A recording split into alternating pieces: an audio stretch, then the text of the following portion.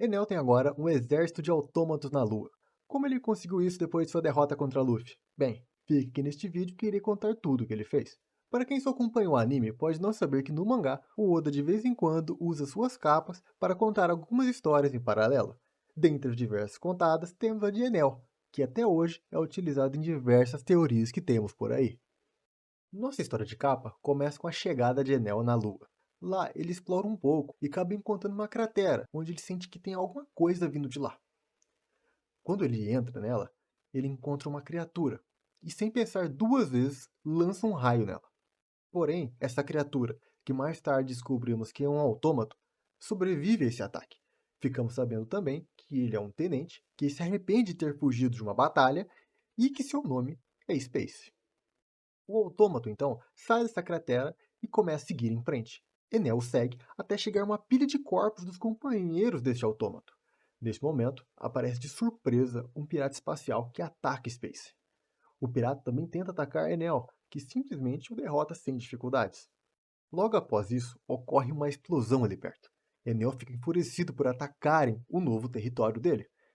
Ao se aproximar do local, ele encontra o restante desses piratas espaciais, que estavam fazendo escavações naquela área. Agora entraremos em um curto flashback para explicar a origem desses autômatos que acabamos de ver. Eles foram criados na ilha Karakuri pelo Dr. Tsukimi. Em uma das noites, o Doutor e seus autômatos estavam observando a Lua quando acabou tendo uma grande explosão dela. Por conta do susto que ele levou, acabou morrendo ao se engasgar com um bolinho. Os autômatos então partem para a Lua para vingar seu criador. Chegando lá, se deparam com os piratas espaciais, que são os causadores das explosões. Mas a batalha acaba em instantes. Os piratas espaciais eram fortes demais. O flashback acaba e voltamos ao tempo atual. Vemos que Enel derrotou todos os piratas. Os autômatos ficam agradecidos por ele ter vingado seu criador, e como uma forma de resposta, Enel os ataca novamente. Ele segue em direção ao local onde estavam escavando. Lá encontra uma cidade subterrânea e novamente a ataca com seus raios. Na cidade tinha autômatos, que acabam sendo carregados por conta deste ataque de Enel. Os autômatos da cidade e o do Dr. Tsukimi, que é Space e seus companheiros, agradecem a Enel, que não os ataca dessa vez. Agora entramos na parte mais comentada, que são os desenhos, as pinturas na parede. São mostrados dois desenhos. No primeiro, vemos seres com asas criando os autômatos. Mais abaixo na imagem, no lado esquerdo, vemos um desses seres com asas, mas apenas metade do seu rosto está visível. Eu digo isso porque o formato do rosto é diferente dos autômatos. Ele é mais comprido, o rosto, e não tem o bigode característico dos autômatos. Não conseguimos ver em qual plataforma ele está em pé, e não identificamos o que há abaixo de seu rosto. Ali podemos interpretar que a seta mostrada é do mesmo formato dos pontos cardeais presentes no desenho. No segundo desenho, vemos esses mesmos seres abandonando suas criações e indo embora para a Terra em busca de recursos. Nesta imagem, ainda, podemos ver a possível Mother Flame, que hoje está sendo muito utilizada em teorias. Alguns adendos antes de prosseguirmos.